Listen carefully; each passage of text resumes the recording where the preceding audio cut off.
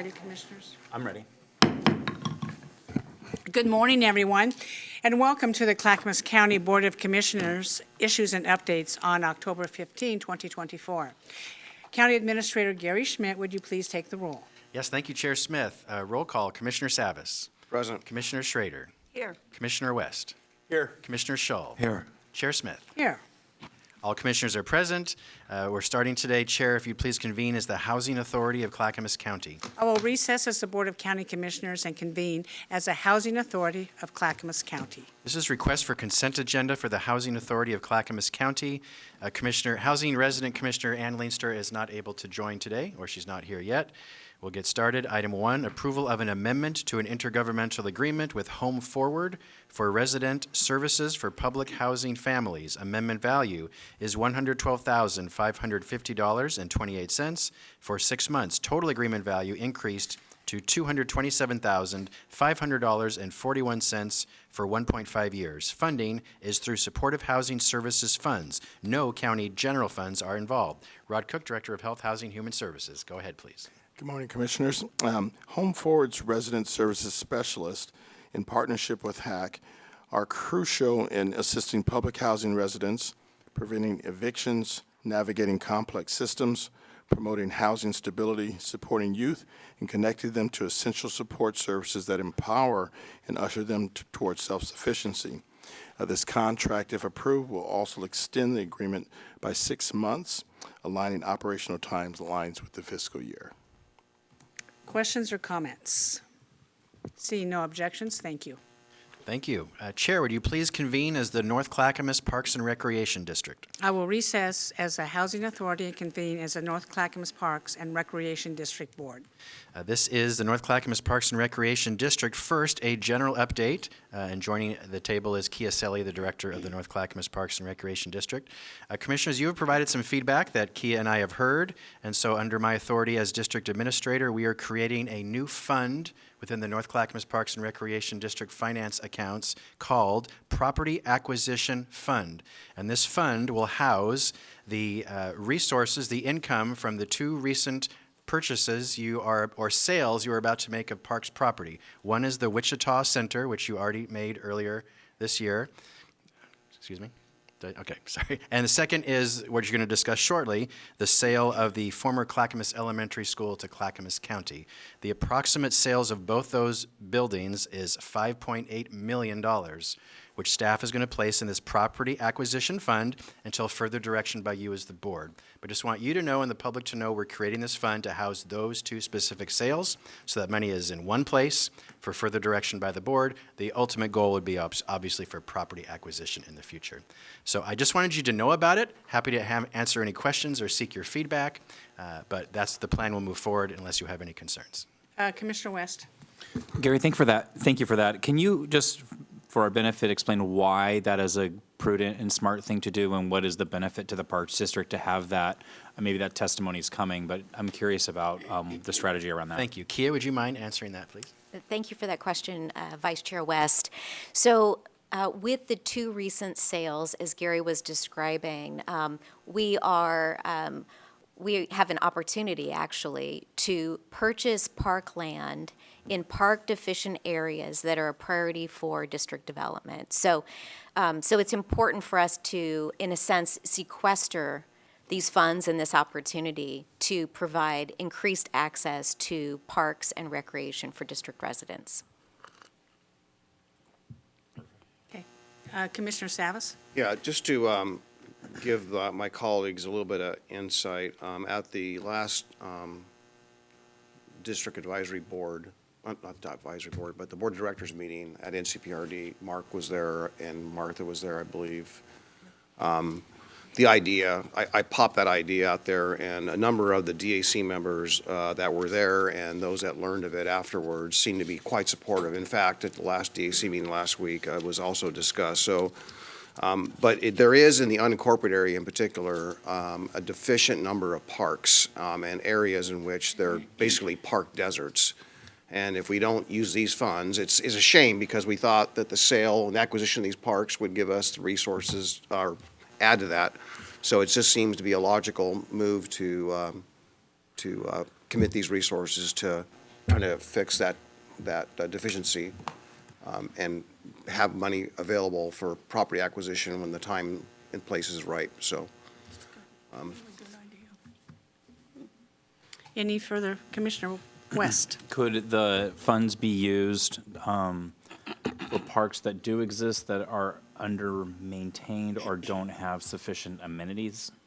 Also, is that what do you think? Well, under this policy, it would be for acquisition. I would say that most of the parks in the unincorporated area are in need of those dollars. Yeah. So, not those dollars in particular, but Dollars. are in need of repairs, amenities, improvements, and so forth. So, perhaps a long-range thing, but in the future, perhaps if the board could always adjust this policy accordingly. What's the policy?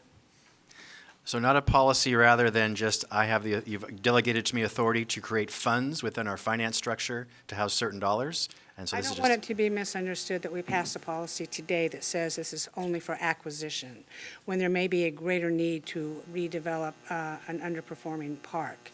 I just want to make sure, unless we pass something for the future, I don't think we're going to pass that today. Exactly. Just want to make sure. Thank you, Paul. Thank you, Ben, for your good questions. thank you. And yeah, no policy today, just informing you of what action I've taken, and you will decide how to spend these funds when you're ready. Okay. Totally your decision. Do we need to entertain a motion? Nope, no motion, Oh. just an update.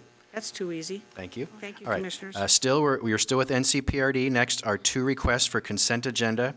First, item 1, approval of a board order delegating signing authority of grant applications, grants, cooperative agreements, and amendments or renewals up to $150,000 to the district administrator. Are you doing this one, or is Jeff Munns doing this one? Jeff, come on down, please. Surprise. So Assistant District Counsel Jeff Munns will give you an update on why this is before you. Yes, good morning. This is a similar delegation that's been done for all other county departments. It was in 2021. Sorry, I'm not sure if it's on then. In 2021, a similar delegation was done for all county departments, but it was not done for NCPRD and WES. You'll be seeing two of these today to grant signing authority to the county administrator, serving as district administrator, for signing of these grants and renewals up to $150,000. Questions or comments? Mr. West? Is that a significant change from the previous authority, and if so, how much?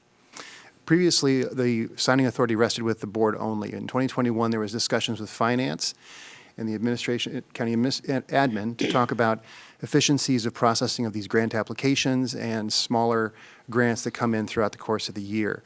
The county administrator would review and sign these and then give a report to the board when this is done, similar to when you were not in session and signing authority transfers to the county administrator briefly during those times. This is done to handle the kind of volume of grant requests, applications, and so on that you receive, renewals and amendments, so that it can just be processed quicker instead of coming here to this meeting essentially and going through the volume of grants. So you already allowed me to do it for all of Clackamas County except for NCPRD and WES. So I'm just trying to align this housekeeping to align it countywide, if you I think agree. it's a great idea. Okay. Thank you. Any questions or comments? Do we need to just pass this on to? This will go to consent on Okay. Thursday. Thank you very much. All right, thank you, Jeff. Still NCPRD, item 2, approval of a purchase and sale intergovernmental agreement with Clackamas County for the sale of the property at 15301 Southeast 92nd Avenue in Clackamas, the former Clackamas Elementary School. Sale price is $3.5 million. Funding is through Supportive Housing Services, Community Mental Health Program, and American Rescue Plan Act funds. No county general funds are involved. Kia, go ahead. Thank you, Gary. In April of 2023, the Clackamas County Board of Commissioners approved a resolution focused on recovery for individuals with substance abuse or mental illness challenges. In September 2023, at the Clackamas Addictions Recovery Summit, a key recommendation from industry experts was to create a recovery-oriented center with all services provided in one location.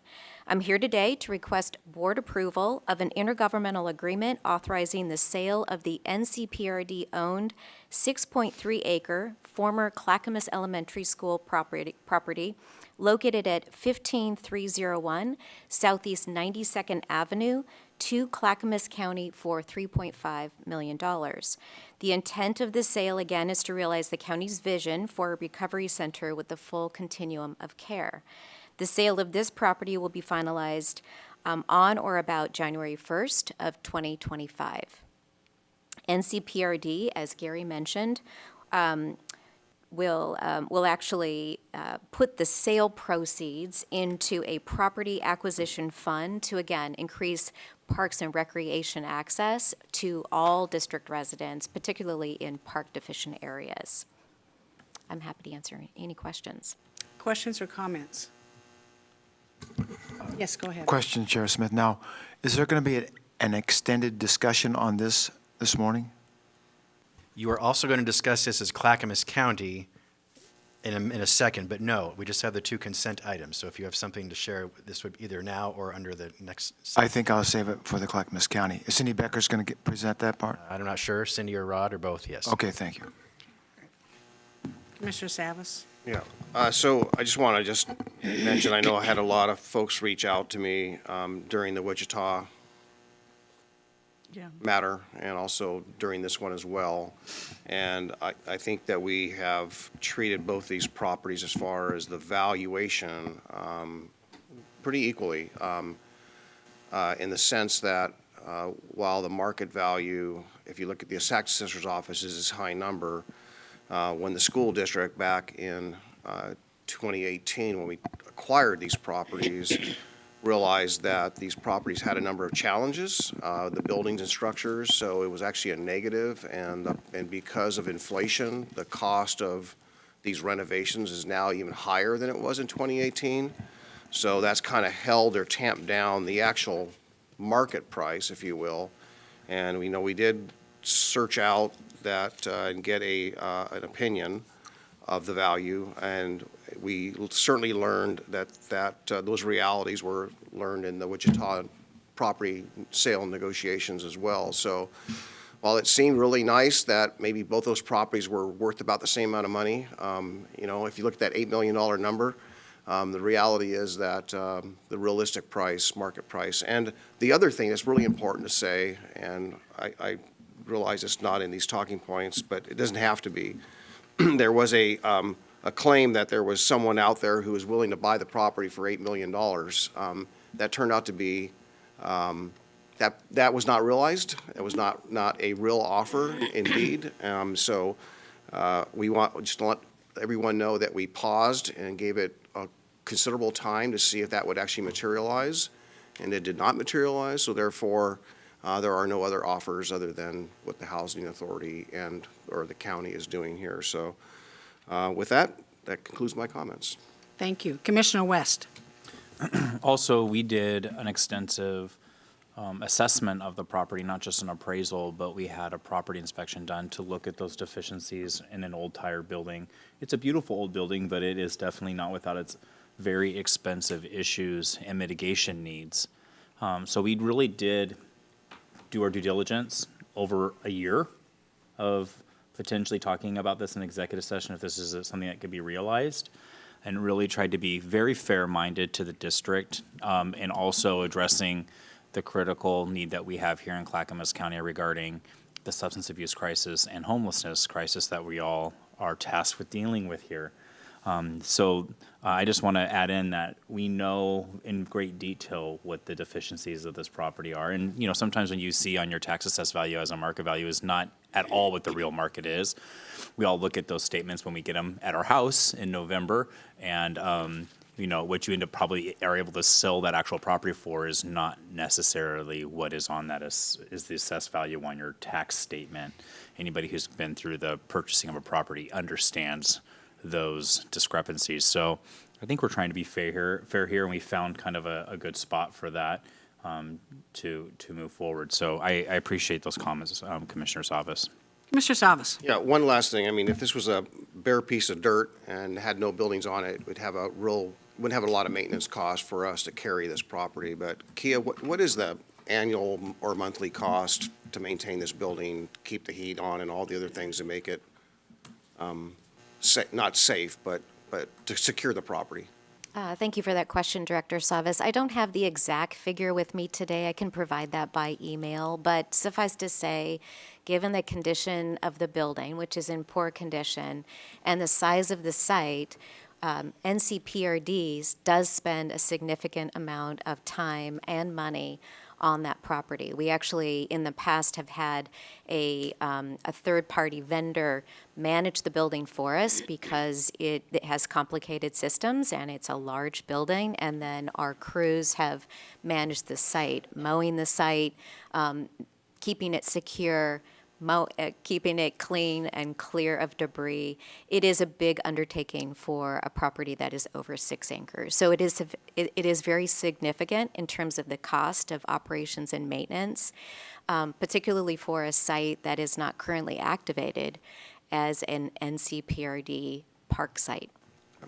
And I appreciate Commissioner West bringing up the assessment. We actually did that property valuation assessment on both the Wichita and the Clackamas School simultaneously, because we knew that they were had those carrying costs and had some structural challenges and so forth and needed significant investments in the millions of dollars investments type range. So thank you. Yes, I think if anybody wants to know we've done due diligence on these properties, just send us an email if there's any more questions.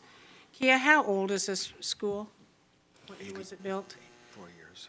1940s? Mark, do you remember? I think it's 84 years old. It's 84 years old. Yes, it is a little bit tired. Thank you very much. Seeing no objections. All right, thank you. Chair, would you please convene as the Water Environment Services Board? I will recess as the North Clackamas Parks and Recreation District and convene as the North Clackamas, as the Water Environment Services Board. Thank you. These are requests for consent agenda for Water Environment Services. Item 1, approval of a board order delegating signing authority of grant applications, grants, cooperative agreements, and amendments or renewals up to $150,000 to the district administrator. Thank you, Gary. Are you doing this one? I'm happy to do it. I thought This Amanda was doing this one. I was told I was All doing right, it. Amanda, come on down. Surprise. The Assistant District Counsel will do these ones. Sorry, Greg. Greg Geist, Director, and Amanda Keller, Assistant District Counsel. Go ahead, please, Amanda. Thank you. Good morning, Chair and Commissioners. So before you is a identical resolution to the one that you just heard about for NCPRD. This would be aligning the district administrator's signature authority with the signature authority that he already has for the county and will have for NCPRD upon approval on Thursday for up to $150,000 for grants and cooperative agreements and renewal authority and signature authority also for when the board is in recess and similar to what he has for standard contracts now for the county, so. That's it. And just as a practical matter, these are would mostly for West be for things like energy efficiency grants from Energy For what? Trust, energy efficiency grants from PGE or Energy Trust of Oregon. Okay. Yes, Gary? Sorry, I was talking to the audience. Go ahead. All righty. Seeing no objections. Thank you. Thank you very Item much. 2, approval of a settlement agreement in the case of Lori Bell versus Clackamas County et al. Value of settlement is $125,000. Funding is through the County Risk Fund and Water Environment Services budgeted funds. Jeff Munns, Assistant District Counsel. Go ahead, please. Yes, good morning again. This is the final approval. The settlement agreement is attached for the settlement of the Lori Bell lawsuit. This is a employment discrimination lawsuit that was alleged and has been resolved, as we've discussed, for $125,000 total. Questions or comments? Seeing no objections, thank you. Very good. Thank you. Chair, would you please convene as the Board of County Commissioners? I will recess as the North Clackamas Parks and Recreation District and reconvene as a Board of County Commissioners. All the following items are under your authority of the Board of County Commissioners. First, request for consent agenda for the Board of County Commissioners. The 2 elected officials' items for the Sheriff's Office are being pulled at the request of the Sheriff. We'll bring them back next week. Next is County Administration. Item 1, approval of a federal subrecipient grant agreement with Habitat for Humanity, Portland Metro East, for pre-construction infrastructure at the West Lake Grove Townhomes. Grant value is $800,000 for 1.5 years. Funding through county-allocated American Rescue Plan Act funds. No county general funds are involved. Nancy Bush, County Operating Officer, go ahead, please. Good morning, Commissioners. So this is something that's been in the works for about a year. As you know, you approved this about a year ago. We had a lot of back and forth with our counterparts at the Habitat for Humanity because there's a lot in this, right? It's on proud grounds, so there's also a covenant. The city is also giving toward this project as well as the state. So with all of that, I can give you more background, but it took us about a year to get this agreement done. But I'm really happy to get the agreement done just in time for the deadline. So this is for housing. It is middle housing, and it's in the Lake Oswego area. The project is with Habitat for Humanity, and we do have in the contract for when they are sold, they will be sold, at a lower price, so people can build wealth as they move forward. I'm happy to entertain any questions. Commissioner Schrader. Yeah, I just drove by the site the other day. I pass it pretty frequently, and it's a great site. Habitat for Humanity is a fantastic organization that gets people into home ownership, which helps build prosperity and wealth, which is one of the reasons I like this so much. And the site has access to transit. It's near grocery stores. It's, got walkability in that area and neighborhood, and I think that it's going to be I remember saying to Lake Oswego, I didn't know if we would be able to do this or not, so I always said I always under-promise and then try and over-deliver, So thank you, Nancy, for all your work on this, because it's a good example of how one of our cities has stepped up. Thank you. It's definitely a team effort. Yeah, thanks. Any other questions or comments? Seeing no objections, thank you very much. Thank you. Next, County Council, item 1, approval of a settlement agreement in the case of Lori Bell versus Clackamas County et al. Value of settlement is $125,000. Funding is through County Risk Fund and Water Environment Services budgeted funds. Jeff Munns, Assistant County Counsel, go ahead. Well, I was just here for the same thing. So, same settlement, $125,000. Ditto. Questions or comments? Seeing no objections, thank you. Thank you. Thank you. Next, Disaster Management, item 1, approval of an amendment with the State of Oregon for the fiscal year 2023 Emergency Management Performance Grant Agreement. Amendment value is $30,668 for 1 year. Total agreement value is increased to $280,574 for 1 year. Funding is through the Oregon Department of Emergency Management and matching funds of $140,287 of budgeted county general funds. Daniel Nybauer, Director of Disaster Management. Go ahead, please.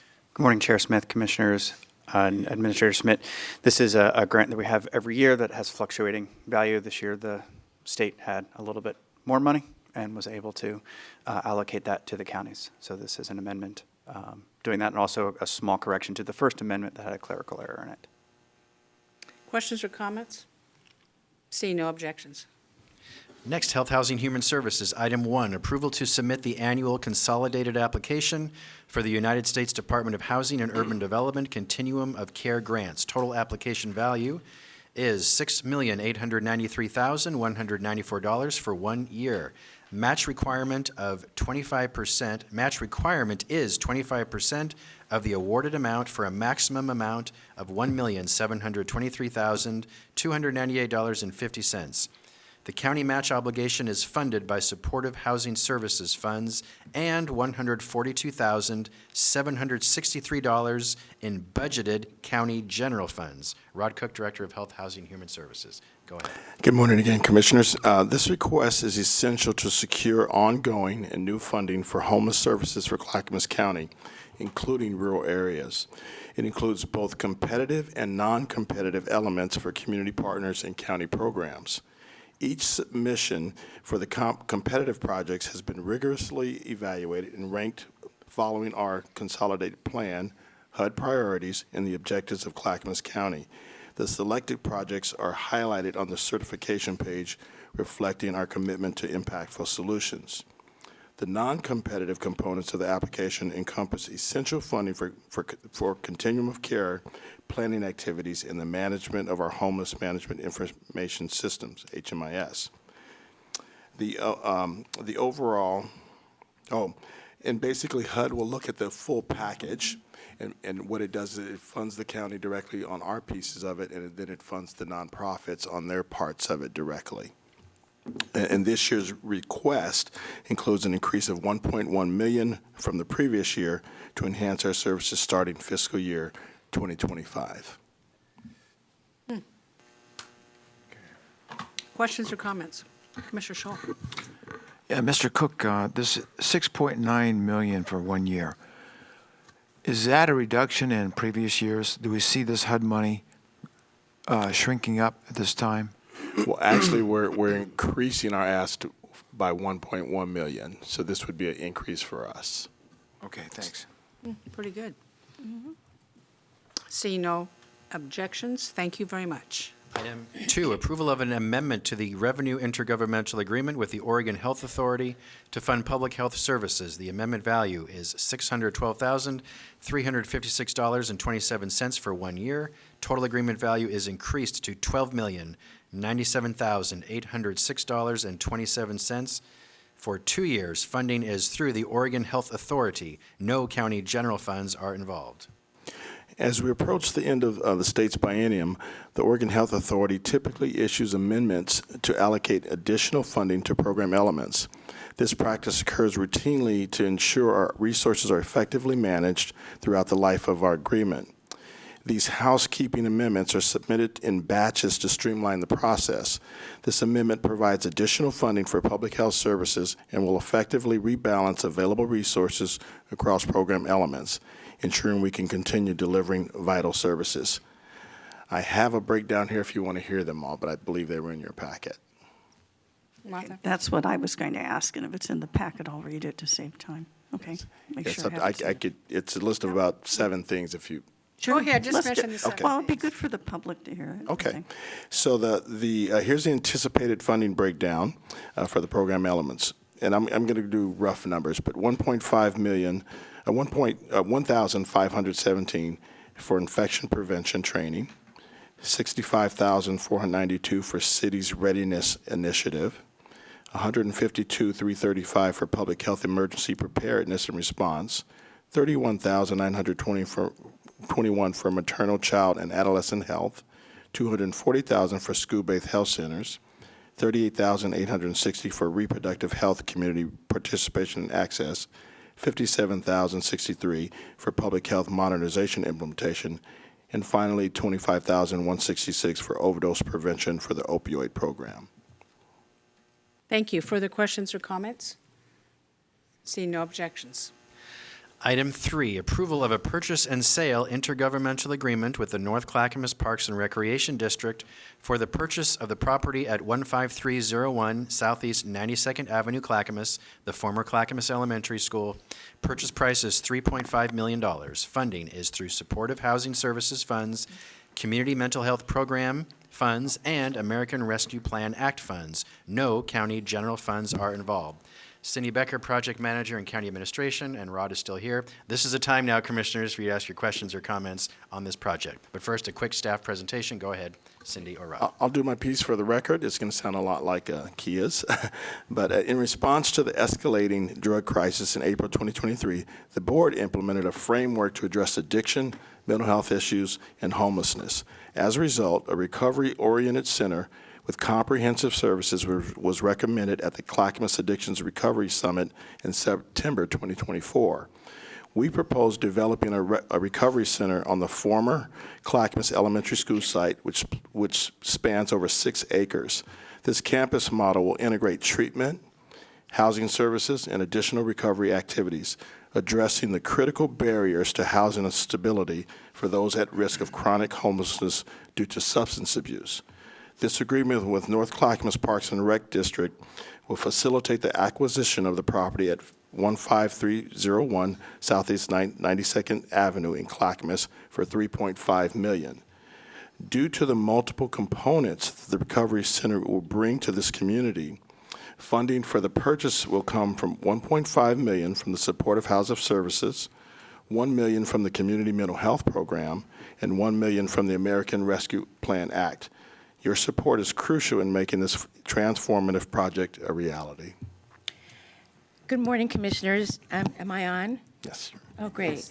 So This is exciting. We've been talking about this for a year, about really developing a recovery campus, which makes this different than any other place that I'm aware of, at least certainly in the county and the region and the state, because we are wrapping all the services that somebody may need around them, so they don't have to go from place to place to place to get detox or outpatient or housing. It's all going to be on one campus, so that the individuals will be there. This is not an outpatient program. This is not a shelter. This is really, I call it a journey. It's a destination for people who want to enter recovery from detox all the way through transitional housing. They may live there for up to a year. It's not the typical, one and done. You've had a couple of sessions, so you're done, or you can stay here for 60 days and you're done. We're really looking at what the individual needs are and putting together an expansive program to wrap around to help these individuals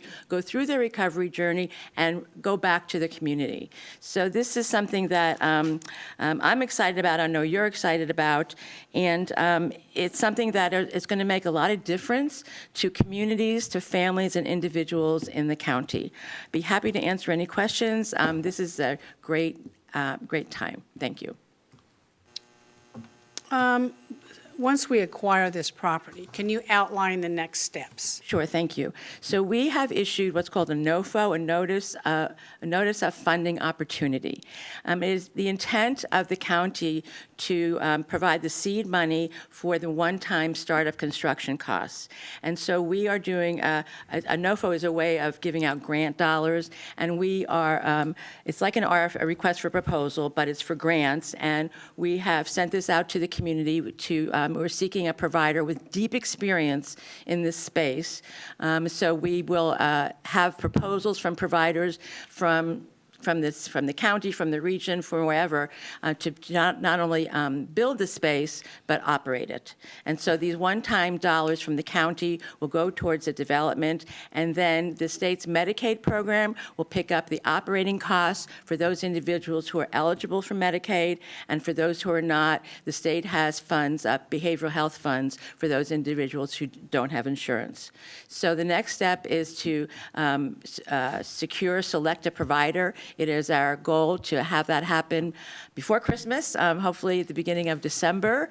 The other thing that we are doing is that we are going to be engaging the neighborhood, the immediate neighbors, residences, and businesses to start conversations about how we make this, putting together a good neighbor policy so that everybody can coexist in the area together. And there's lots of different steps that are going on simultaneously, but that's the immediate next steps. Thank you. Commissioner Scholl? Yes, good morning. There's no doubt that there's a pressing need for such a project. And I'm sad to say that in Clackamas County, we might have one of the highest rates of addiction, opioid-related addiction in the state, and the state being one of the highest in the nation. So this is a pressing problem. At this point in time, do you have a estimated scope of from where you're at now with the potential purchase of this property to the completion of a facility that we can start using? In other words, completed construction, provider set up, housekeeping done, and actually put into the works. Commissioner, if I gave you an answer, I'd be lying. Okay. We don't have enough information. What we're really looking for Okay. is that detail from the providers who respond to the NOFO. Okay. We're looking at probably 2 to 3 buildings, a clinical building, transitional housing building on Okay. the campus. And so I don't understand. want to do Okay, that right Cindy, now. okay. But thank you for the question. So this NOFO thing, the response from it will give you some better clarity on the provider's perspective of what an optimal project would be. Yes, correct? Commissioner, it'll have information about capacity, timelines, budget, all of that. Okay. And scope, Yes, sir. size, cost. Okay, so although the purchase of the property at Southeast 92nd Avenue is a step forward, it's positive, it is ambitious, I just want to put out one caveat, and that is that we need to make sure our ambition and our enthusiasm for the project are in line with the scope of the project. And the scope of the project should be dictated by the observed need in the county.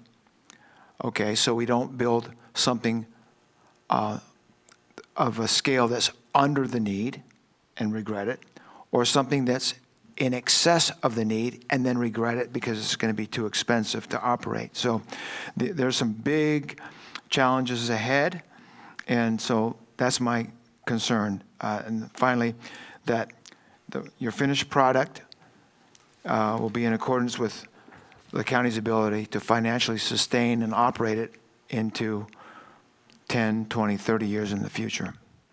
Thank you. Commissioner, this is like the Goldilocks property. We don't want it too big, we don't want it too little, we want it to be just right. So we're in line with you. We're really looking at Okay. both of those. All right, thank you. Commissioner West? Well, this is a big deal.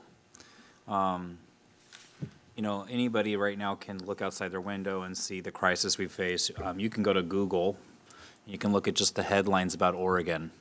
Latest data shows overdoses continue to skyrocket in Oregon. Oregon's ongoing fentanyl crisis. Oregon Poison Control Center sees dramatic increase in young people in fentanyl. Oregon increase in fentanyl use. Fentanyl awareness campaign kicks off in Oregon. Oregon Health Authority, fentanyl, opioid overdoses. Illicit manufactured fentanyl contributes to 65.5% of all overdoses in Oregon. You can just scroll through and see really concerning and horrible data that we've all experienced in our communities. A lot of people have either been harmed by this scourge or they have lost their lives. A lot of people in Clackamas County.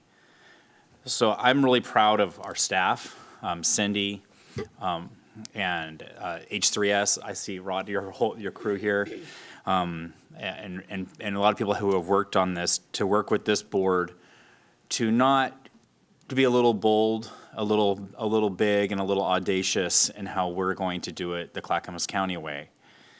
And I'm really proud that we're now coming up with real resources that this state just has not had for a really, really long time. We set forth about a year or so ago, that we believe in Clackamas County that recovery is possible, and that the goal is for people to be healed and to be sober. And that's a noble goal. We wanted to do projects like this because we want to reduce the barriers that people have in our community to get through treatment. You're not going to get off of fentanyl in 90 days. And often our systems were not equipped to handle the crisis that we're dealing with. And we needed to wrap around our community members that were struggling and bring supportive, long-term wellness and recovery for those that are struggling with these disorders, but also with their families, and be supportive of those individuals to make sure they can be successful, because when they're successful, our community is healthy again. And we put forth that framework with a recovery-oriented system of care. We want to, on this site, offer a full access to a continuum of care services. I remember at AOC last year, I pulled the governor aside and talked to her for a second, and she swore that she was about establishing a full care of continuum throughout the state. We're still waiting in many instances for those things to come online, to be truthful. But in Clackamas County, we're working full steam ahead to make that a reality, to offer a full continuum of care with very little to few barriers, no matter where they are, where they come from, whatever socioeconomic status they belong to or currently reside in, race, color, creed. Fentanyl doesn't care about any of that, but we want to make sure that anybody who is struggling can get access to care. We focused in this county to provide these supports from prevention and intervention to treatment and recovery, and not just housing first, but really looking at people and meeting them where they're at, and then providing those tailored services to them. I think this is something that Clackamas County be super proud of. I am ecstatic. This is something that I have, and this board has, we all have fought to kind of get creative with and kind of step out of our own comfort zone at times to figure out how to do something like this. And not all counties are finding this type of success, but we've come together as a team and we've heard the mandate from voters and our neighbors and from our own hearts and our moral authority to do so. And I think we're stepping up in a really important time. And I'm really proud of this very important milestone. Hopefully we'll be there pretty soon with shovels and dirt, breaking ground. And then shortly after that, cutting a ribbon. And then after that, the people who need recovery in Oregon and the metro area will finally have access to it.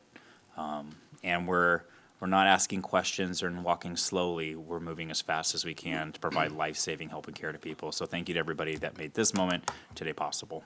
Thank you. Commissioner Savas. Yeah, I won't repeat a lot of that. That's a tough act to follow. I will say, I just want to, I think, say that in my role here in the last 13 years, and giving people tours and showing people the opportunities that are out there for housing development and all the different kinds of things out there. I'd say sometimes it's maybe half of those are able to motivate and get traction and get something done. Sometimes people don't see that vision.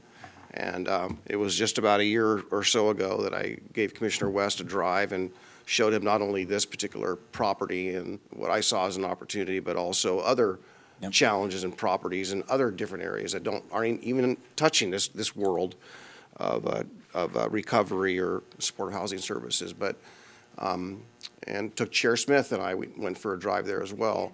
So it is I'm just appreciate the fact that y'all grabbed onto it and we're moving forward as a team. And I also take to heart Commissioner Schultz's point about the scale. Essentially, that's how I categorize his concerns, that we scale this. And I know that Cindy's bringing on experts in the field and try to scale this to the right size. And I think there's enough time and opportunity, land, and nearby properties as well, should we have a greater need, that we have more opportunity nearby. Thank you. Yes, Commissioners, this is a very good day. Thank you for your comments. Now we just have to figure out how to pay for it. It's always where I land. Thank you on that. But, we're going to be creative. We're going to reach out to a lot of different entities. I don't believe the burden is solely going to be on our shoulders to pay for this, which is nice. And so that's what we're going to be looking at. Any further discussions on this? Commissioners, two quick things. In terms of need, I was talking to some of the commissioners about being at a state meeting just the other day, and there was a woman on there who has dual diagnosis. Right. So it's the drug and alcohol and the mental health, and that's typically what we're seeing. Mm-hmm. She says she had nowhere to go. Mm-hmm. And so when we talk about need, we believe in our hearts, and we're seeing it in real lifetime. People need this recovery center. And I'll say this too, and I'll be careful how I say it, but there's a proverb that says, without vision, the people will perish. So we thank you, board, for having the vision for this, even when we didn't have it back in the day. So thank you so much. Great proverb. Thank you very much. Seeing no objections to this, obviously. Have any proverbs? I'm sure you love proverbs coming where you. Well, not that I can say publicly. Thank you. You guys are great. What's up next? All of these items will be on Thursday's business meeting for your final action. Thank you, Rod. Thank you, Cindy. Next, review of your board business meeting agenda this Thursday, October 17th, 2024 at 10 a.m. You will have two presentations. First, seeking your approval to create a resolution recognizing October as Domestic Violence Awareness Month in Clackamas County. And second, a presentation on the statewide earthquake preparedness drill that is occurring this Thursday for all public agencies, and all the consent agenda items you discussed today. If you have any questions on any item, please let me know prior to Thursday, and staff and I will answer it for you. Next, Chair Smith would like to update you on the Metro Supportive Housing Services plans. Commissioners, I had staff print out for you because it's 125 pages or some. Anyway, on the front part is a staff report from Metro. And then you scroll through, and then we have a resolution, which is it's page 1, but it's actually page 5 of what's printed out here.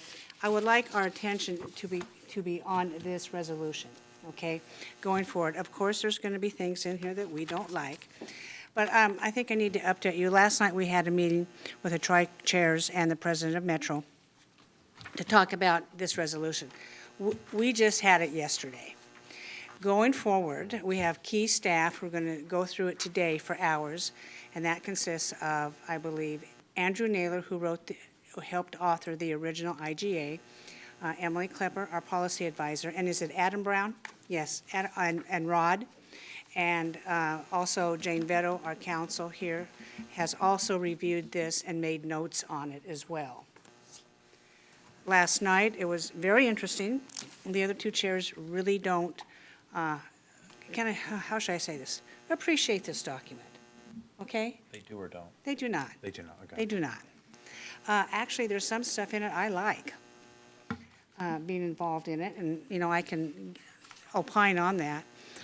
I think the main issue that we need to focus on is our ability to manage and run our own program and keeping county autonomy and sovereignty and not be dictated to by Metro how Clackamas County is going to spend Clackamas County residents' tax dollars. I have been very, very clear on that. And what's at the hub of this is the committee that's going to be formed similar as JPAC. It's going to be called HPAC, Housing Committee. And it's the makeup of that committee that is troublesome. There's been behind-the-scenes negotiations with Portland Metro Chamber, the business community in Portland, and Here Together nonprofit. And while these commissions happened, myself and the two other counties were not privy to those discussions nor invited to be present. We have told Lynn Peterson what we want. Here Together tried to bring in a second nonprofit as membership in this committee. That did not happen.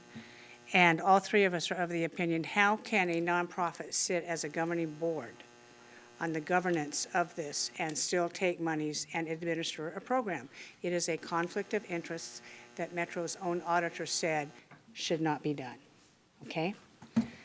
And there's a lot of language here going forward.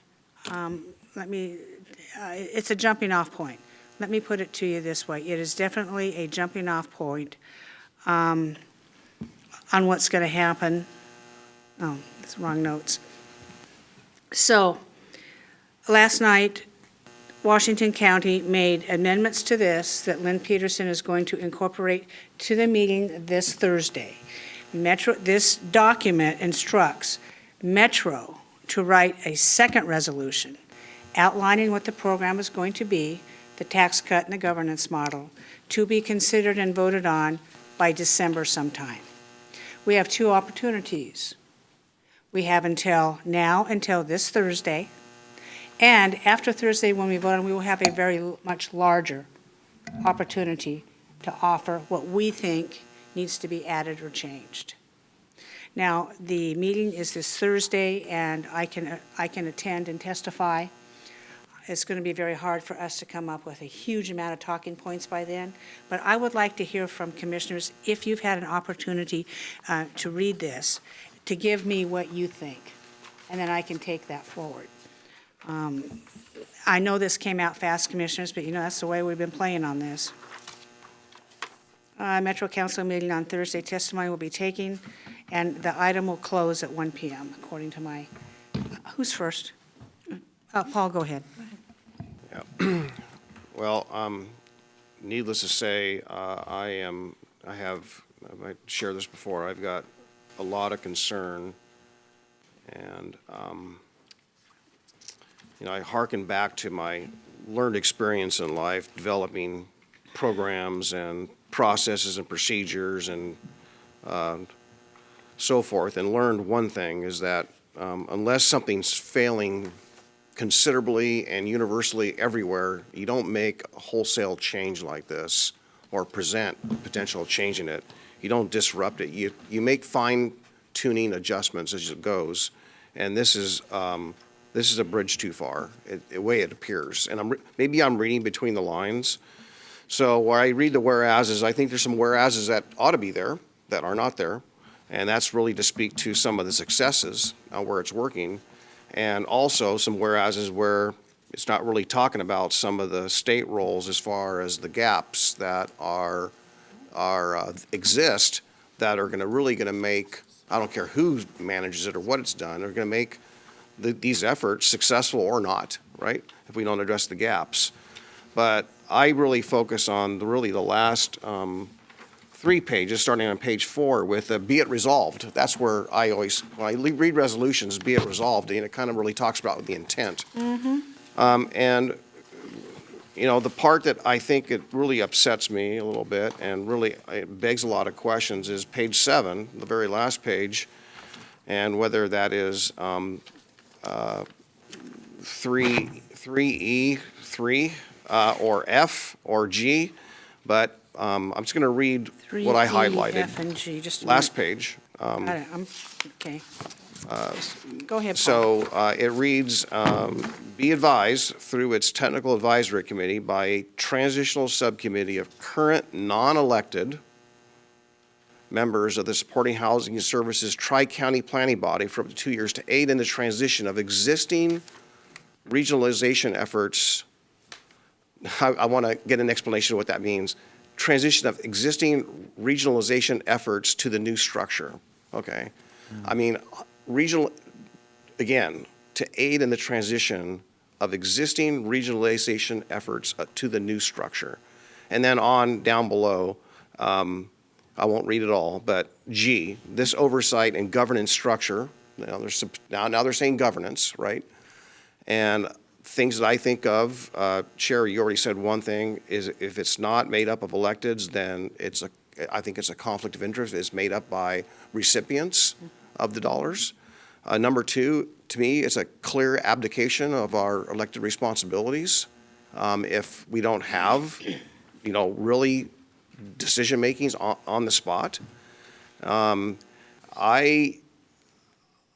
think it's a bridge too far. I really thought, again, what I foresaw way back in 2020 or 2021 when we approved the implementation plan, my comments were, this needs to be tweaked.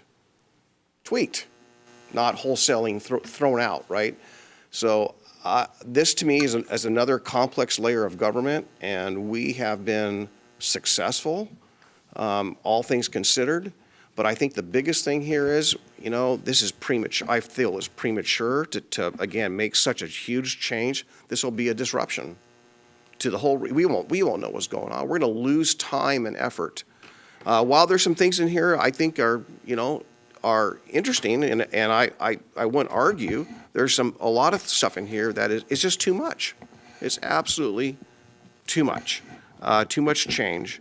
And the other thing I will say is that it's mathematically going to result in us having to cut services when we're just starting to build this engine, right? Build this machine. And we're already going to have to cut, and we don't even know what we're going to cut. That is upsetting. And again, the fact, if you want to see what it's like to constantly change your policies and constantly, if you want an example of that, I hate to say this to my colleagues and friends in Multnomah County and Portland, but if you just look at what's going on, they're constantly have a new program and a change. Oh, yeah. They can't even Weekly. they can't even take a step forward hardly with all that disruption. It's not clear what the policies are, and frankly, I think we've been stable. I think we've been successful, and I'm for some adjustments, but I'm not for this wholesale change, especially on the governance. And frankly, that's been the issue here at the beginning for me, is that this oversight committee in its present form does not have enough elected leadership where people are actually held accountable and responsible. And it is very clear that the larger government is, the less out of touch and out of hand it is, and the less it is to say, if you don't like a particular elected official's performance, how easy or not is it to basically unelect them, right? The bigger this scope is, the more impossible it becomes for people to actually take our constitutional processes and act on them. That's what Washington County said last night. Exactly. Just a few footnotes I forgot to mention, and all commissioners can talk. It is agreed to, and this is, really came from Portland because of Portland's problem and their inability, as Commissioner Savas said, to stand up programs. Okay, that's Portland's problem. Leave us alone. We're doing a good job. I really hate being penalized, Clackamas County, being penalized for the poor jobs other jurisdictions do. I hate being penalized, for instance, in the deflection program. They took away money. Oh, Ben says we're the richest county. Oh, we don't need money. I'm getting so sick and tired of that. Also, there's a new revenue forecast to come out in November. So whatever happens with the reductions is going to be rebased to what the revenue forecast comes out in this November. And they will extend this to 2050. 2050, to your point, Commissioner Savas. Geez, this does sound like a tax increase. It's a tax increase. And also by the year 2030 will be a total of a 30% reduction in the amount of tax collected. But yet, at the same time, we can use this to build housing, and are we supposed to forget about the services? So I'm a little bit at a crossroads with that as well. Commissioner Schrader. So I have a file called, hey, and I'm going to put this in and I'm going to call, I have a bridge in Brookwood I'd like to sell you. That's how I see this whole thing. This is nothing but a boondoggle. I agree. I think, Paul, you said it eloquently. It's working. We are working. And to structurally change something of this magnitude, in particular, I think having a quote-unquote regional government take over the governance responsibilities of a county. I mean, we are in, we will lose, I think we would lose autonomy. I think that we could potentially lose dollars. And I have serious concerns about the structure of this, because when these folks are talking about the region, I really don't think they're talking about Estacada, Malala, Malino, Canby, Sandy.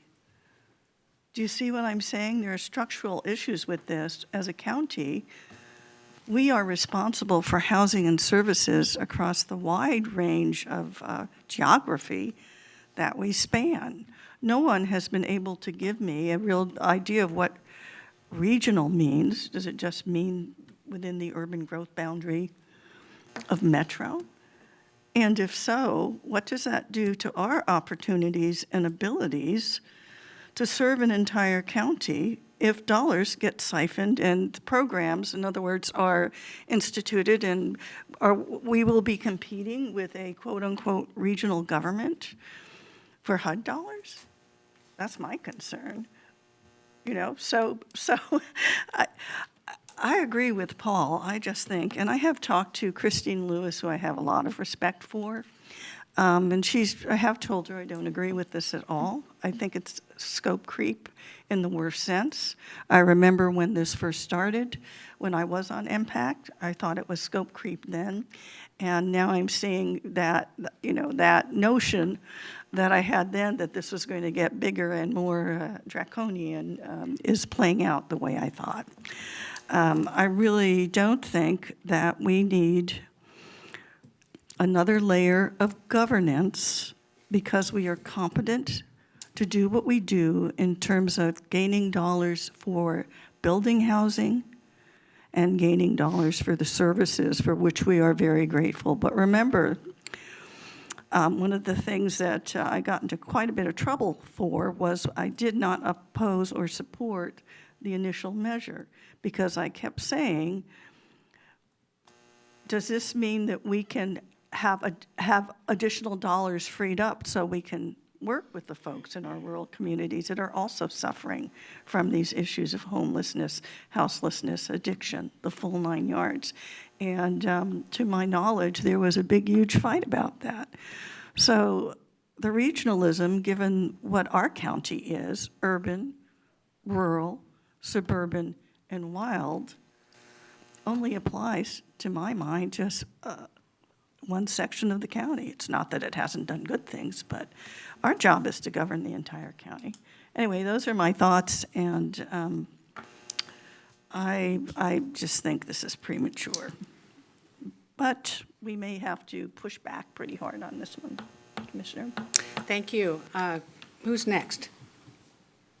Scholl, go ahead, please. Yes, okay, so I heard the word autonomy, county autonomy, and this has been something that's we've talked about ever since I've been on the commission, is we see our county losing autonomy. And I ask you, who has greater focus, clarity, and understanding of the needs of supportive housing in Clackamas County better than the commission and the members of our housing staff and the Housing Authority of Clackamas County? I suggest that no one does.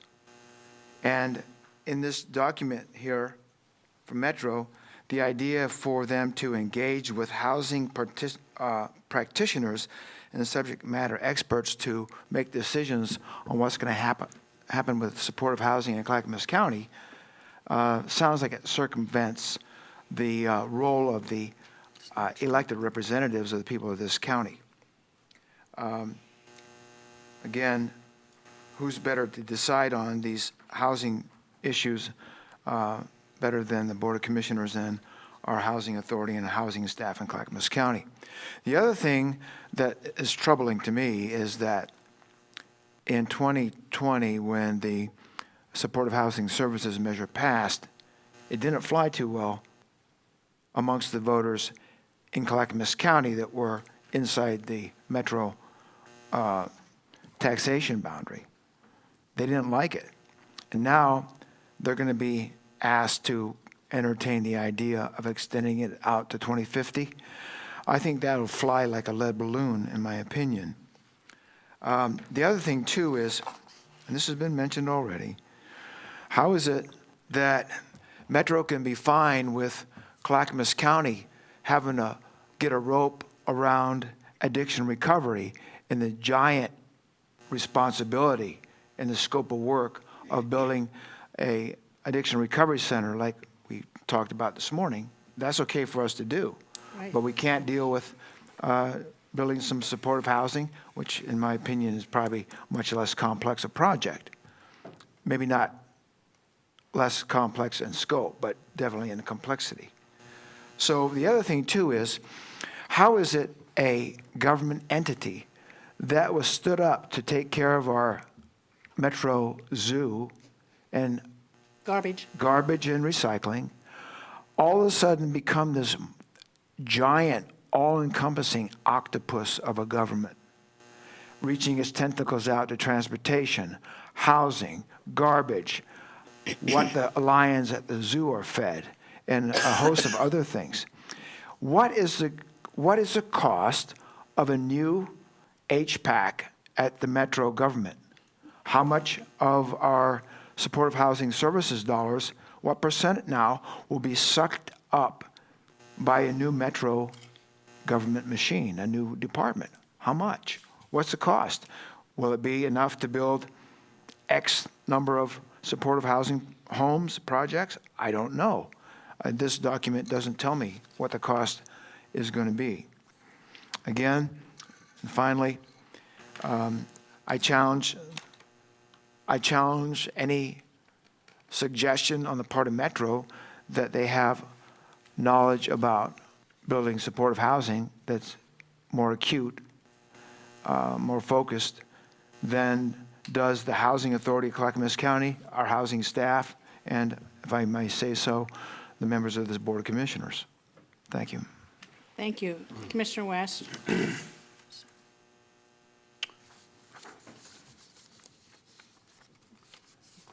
I agree with all of my colleagues.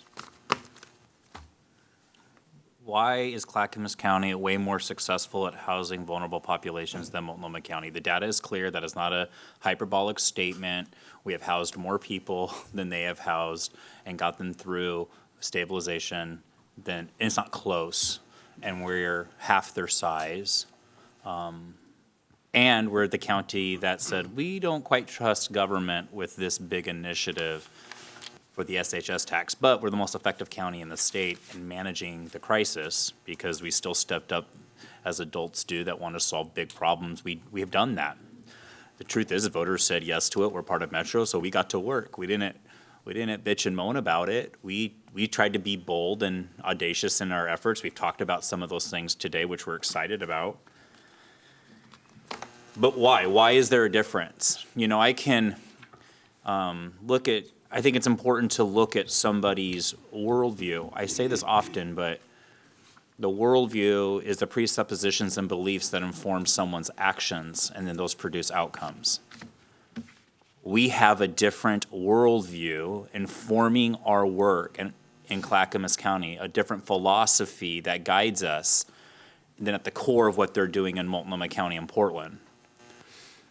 I would make the argument that ours is more effective and correct and moral because we have done better at the work tasked before us with dealing with homelessness and substance abuse disorder, and even those that are just on the edges economically that don't even struggle with either one of those things, and preventing them from becoming homeless and taking care of our neighbors and loving our neighbor and figuring out how to solve problems at a local level.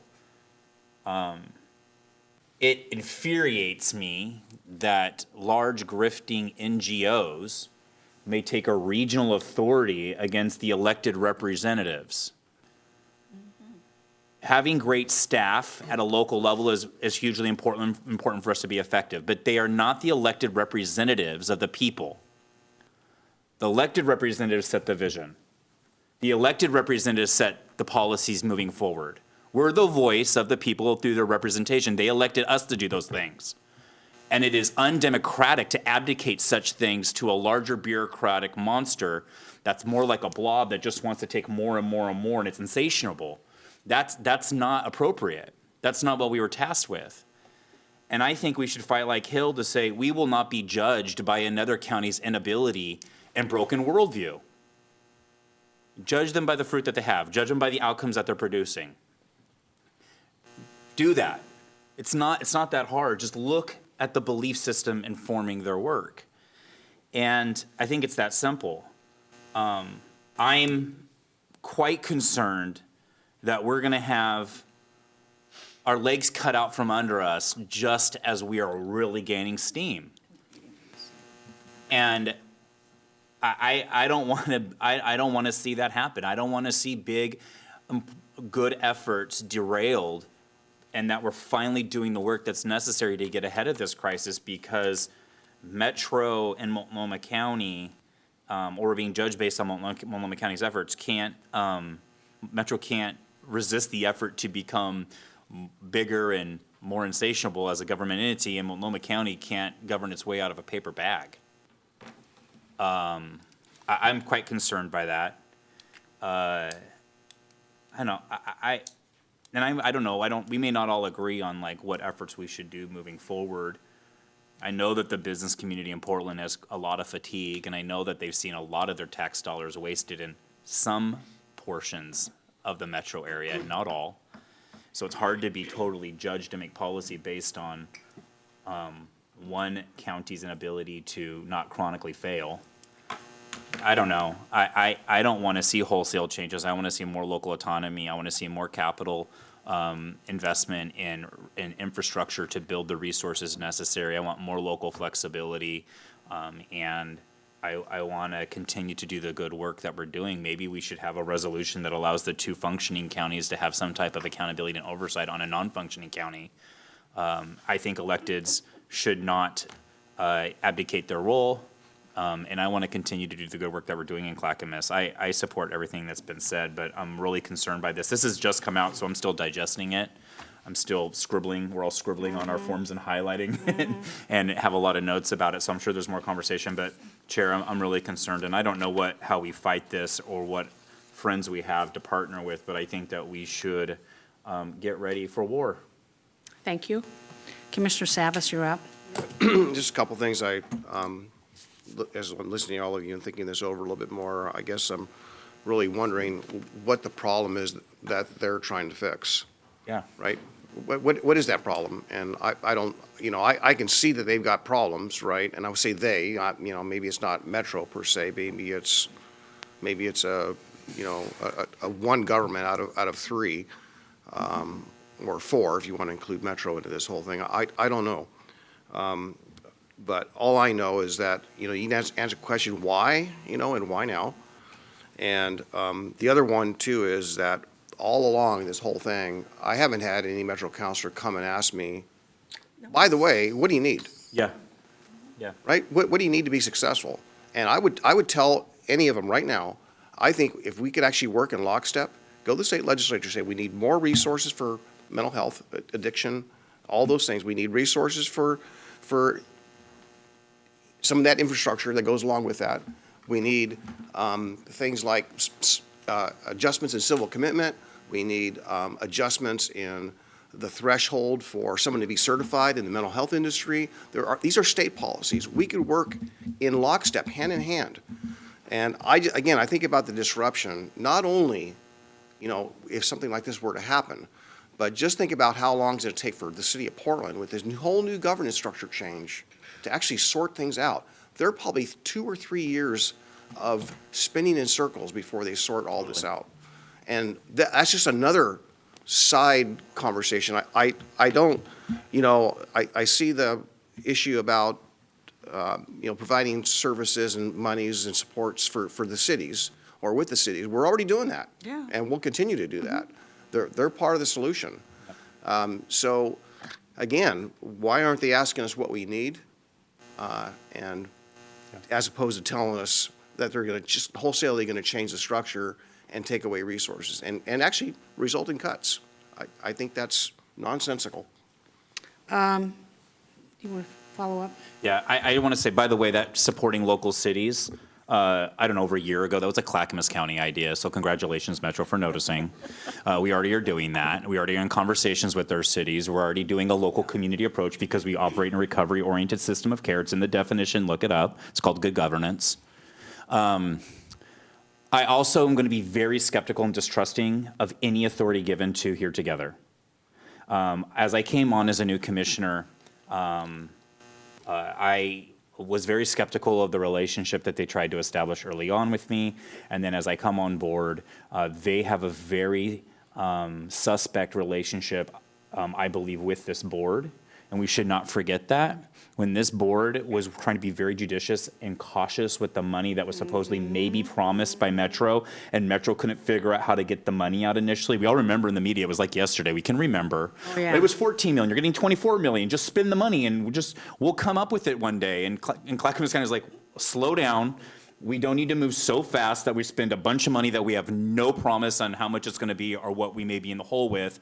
And then we saw how that impacted Multnomah County because they jumped right out the gate and weren't ready, and it caused a ton of problems. We were smart and the adults in the room, and now we have the best outcomes. But Here Together was manipulating. They were specifically lying about my colleagues. Awful. They were saying awful things behind the scene. They are not fans of this county. They are not going to champion our efforts and work. They have proven this in the past. So as a commissioner, as a registered nurse that has to work with all different types of people in this space and somebody who understands health policy, I don't trust them.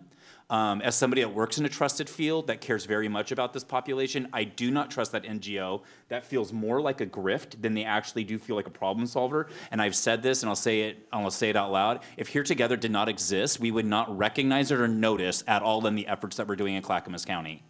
They should have zero authority on governing our dollars and the efforts that we're making. Can I quote you on that? You could, it's public record. And so for me, I want to work with partners that are actually solutions oriented and don't gobble up tons of taxpayer money without actually providing any benefit to the taxpayer. And they have proven to be dishonest brokers to my colleagues, as I quickly witnessed and learned as I began to take this seat a year and a half ago. And as the newest commissioner, that's my perspective. You guys may not agree with it, but I do not trust them, and there's no way that we should be giving our role or advocate our role to a group like that, and we should resist it as much as possible. So they better bring somebody else to the table, because a third of the metro area should strongly oppose Here Together in their efforts. That's my opinion. Okay. Before we continue, I want to make a couple of comments. What were my notes? Regarding cities. Cities, if they want any money for this, will have to apply directly to HPAC. Cities will have to apply directly to this new governance model that's set up. We will not be administering the city's monies, and then the cities will have to answer to the outcomes to this particular board. There's days when I say, I don't mind that at all. I'm serious, the cities, I meet with them every month, and, they're always poking us, thinking that we're the big pot of gold in the room, and at first I couldn't even get cities to sign up for any of those programs. Now that they're there, we need more and more and more. And I think Emily says we gave them cities $7.5 million last year, or this year, whenever it was. But the allocation, I believe, are you ready for the number on the allocation that they're going to get? I was told last night, $500,000. $500,000. Okay, fine. Now, if the cities want to protect their interest in this, then the cities need to come to the table and they need to start beating their own drum, because I'm not going to do it for them. That is not my job. My job as chair is to propel and make available all the comments that the commissioner said here today. Okay? So I'm not going there to say, gee, how wonderful our cities are. Our cities are wonderful in that it's probably where the largest centers of our homeless population are. We have been generous in our efforts and generous in allocating funds to help that. Some cities have resisted. We still have some cities in this county that won't have anything to do with this. Okay, fine. But you think we're bad to deal with? Go deal with this new governance committee. Additionally, on page 7 of the resolution, Savas was referring to it, but on number F, the role of the current supportive housing services oversight committee and the planning body will be transitioned into the Housing Homeless Policy Advisory Committee. Now, I have had a lot of objections to what these committees do. The Supported Housing Services Oversight Committee is a bumbling mess. There are more nonprofits on that telling us what to do with the money and how to do it, yet the same nonprofits who are profiting from this. And I quit going, I don't know how long, a year ago I said I'm done.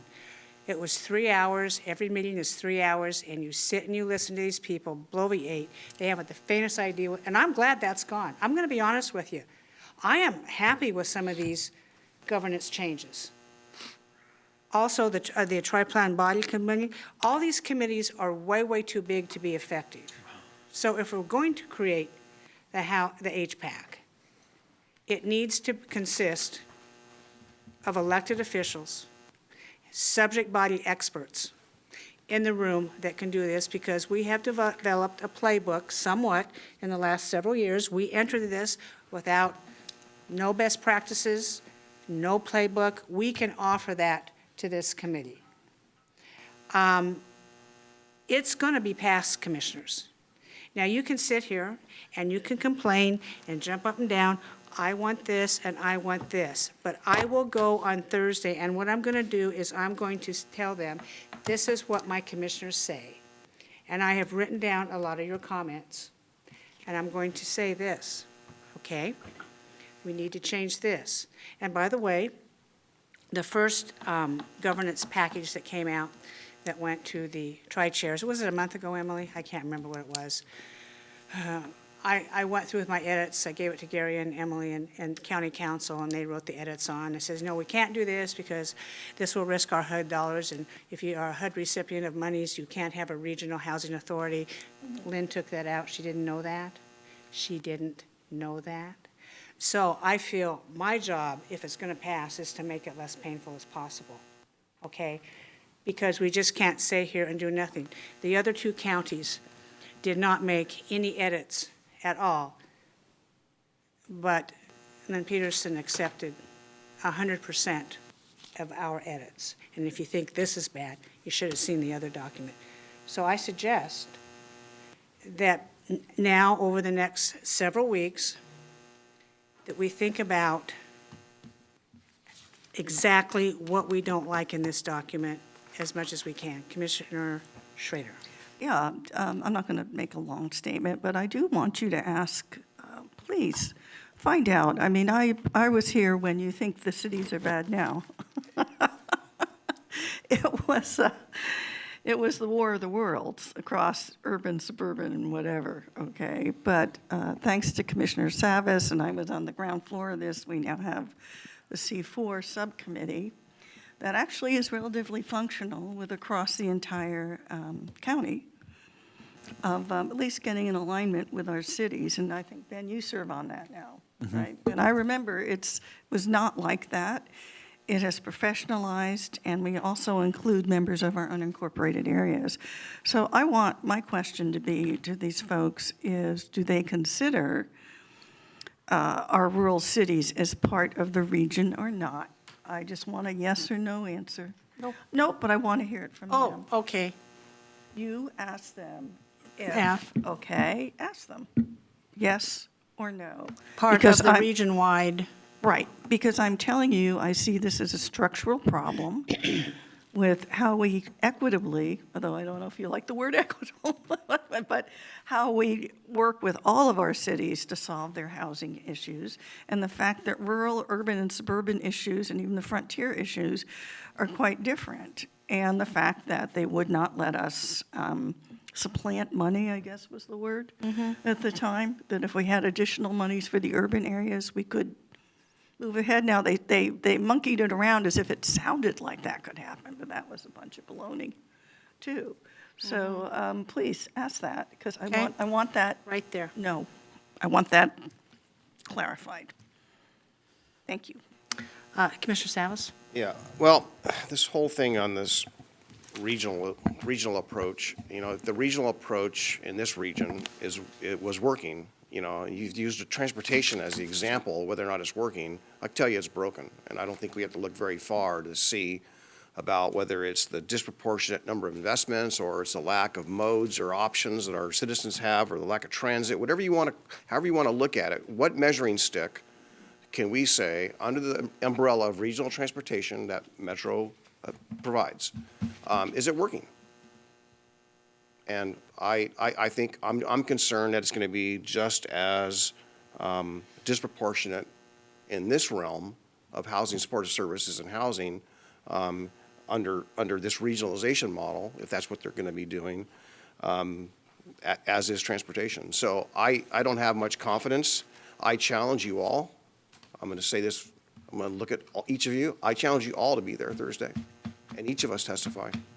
I don't think there could be anything more profound and impactful than all of us being there and echoing that. At what time is that meeting, Emily?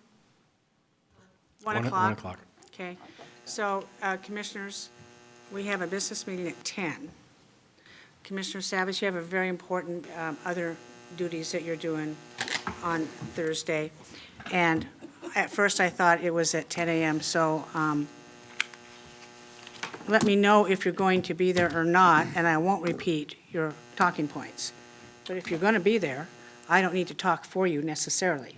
Commissioner West? I'm going to be a nurse that afternoon. Okay, that's fine. But I can provide a written statement that can be put on the record if I can't publicly give one. If we all give a written, or if we can public, I think that is profound. And I plan on doing that. Actually, I'll make a written statement about my thoughts in alignment with the rest of my colleagues here, and I don't know if everyone is open to that, but in some No, I'm capacity, open. getting on the record as an entire board.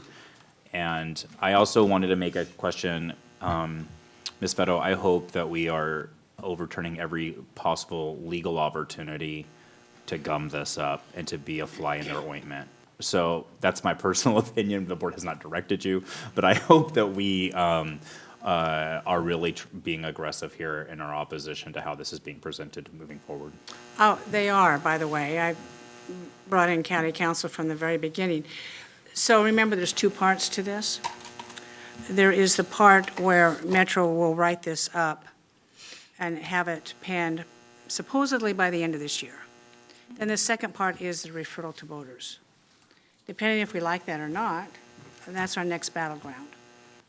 And I believe we have an ally in Washington County. Seriously, in Washington County. Just hearing from Chair Harrington last night, it's going to ravage their program because they spent 100% of the allocation last year. because they were criticized by not doing enough. And now this year is a 6% decline in revenues. So they're actually in a decline, and they have to dip into their holdings, their Contingency? contingencies to do that. Wow. And Mark, they have no room in their general fund. I'm going to tell you, those two other counties, there is no room in their general fund for anything. So we could have an ally. I think this is phase one of what's going to happen. And then if we don't like phase one, the way Metro is presented, I think we need to seriously consider what phase two looks like, if you're willing to do that. Any other? Yeah, Paul, go ahead. One thing you mentioned this last week, and I want to just point this out, that if indeed this is on something to do on the May ballot, all I ask you to do is go back and look or reckon back to the time in which this measure first came on the ballot and how messy it was and and the timing of the year was done and the way it happened. There's not really a whole lot of window, right? You're going to come off the holiday, right? First of the year. You have a lot of governance, elected members changing here, there, and everywhere, Portland especially, right? Have a lot of new faces. It's not a good time to organize and get everyone together, right? This is not going to be a good second round, right? And that's why I'm a little bit put out by the fact that they're doing this in advance of that roundtable that we requested, and the President Peterson said, yeah, we'll do it. But you know what? It's like the roundtable should come first, not this resolution. Correct. I maintain that. Yes, I will be in a meeting between 9 and noon. It'll be a Zoom meeting on this transportation thing, but I will be available to drive and go there. and be Okay. there. Commissioner West? Really quick it is absurd to have such a massive change in an off-election year, right after a presidential election, when no one's paying attention, and you're only going to get the most hardcore, probably, pieces of the base on either side turning out. You're just, a lot of people aren't paying attention to something to draw them to the ballot box. And I don't know if it's strategy, but this is something where we should be making sure that it is on a ballot when there's a lot more voters that will give us their opinion on it, not less voters that tend to be more of the fringe bases commenting. I think it's just malpractice to put this on a May ballot, and it's probably intentional, but it's ridiculous to put this on a May ballot, and that should be also pushed back on. They can wait until the midterms potentially to do this if they think it's so important that it needs to go before the voters, but in an off-election year is a non-starter. I believe it should be for us. So, Commissioners, are you going to be submitting written comments or attending in person, Paul? You said you'd attend. I'm going to try and attend in person. And I will be there at What time is the meeting? 1 o'clock in Metro Council Chambers. Metro Council in downtown. Okay, and if you can attend, can you submit comments? Sure. Yeah, I'm going to I submit think it's comments. really important. I think we all need to speak somehow, whether in person or with our individual comments. And, have your advisors help you pen that if you don't have time. I know it's a short turnaround, but, Have we done a board letter? well, we did a board letter, to Paul's point, on asking for the roundtable. We did that. And I can't remember everything that was said in that, but that letter still is appropriate today. We can resubmit that. Lynn Peterson is aware of that, and she says, yeah, I know. Yeah, I know. And so we could probably resubmit that. Emily, remind me on that time, too. Any other discussion? Well, the ask ought to be for them to postpone this and work with us and have the roundtable first. That ought to be the ask. Yeah. We need to focus on what the On my ask notes. is. Okay. Yeah. If you're going to be there, you can ask for that. Okay, this is PS right here, PS statements. Anything else on this topic? Like I say, we have staff reviewing these documents today and tomorrow, however long it takes them. Thank you very much. Gary, what's next? Final item today is Commissioner Communications. Yeehaw! So there's a luncheon today. What commissioners are going? It's on my schedule. Can I have a ride? Yeah, I just realized I didn't have a car. yeah, no So, problem. Which function is that? this is the OCBA. Oh, Water purity type discussion. Yeah, okay, if I can bum a ride from you, I Yeah, appreciate it, no thank you. problem. Okay, Mark, you have something to say? Yeah, I just want to share, yesterday I sent a letter to the Oregon Department of Forestry regarding their urban and community forestry subaward program. We have a nonprofit in the county called Trajectory, founded by Austin Ernesty. Their mission is to educate K-12 on sustainable forestry and hopefully create and encourage our next generation of foresters. And so I recommended with high enthusiasm that Trajectory received a piece of this urban and community forestry subaward program. You know, in April, they put on the Clackamas chainsaw carving, but it's Yes. chainsaw carving from people all over the nation, and a couple people from Europe, actually. But the big part was static display of our premier logging companies and their equipment. It was a big deal, and Trajectory is more than deserving of this grant. Thank you. Thank you, Commissioner Shaw. Any other comments from commissioners? Yeah, I. Yeah, Paul, go ahead. Just want to update you. Another fast-moving thing from our friends at Metro is they are, you may have seen an email about it, but they are putting together a committee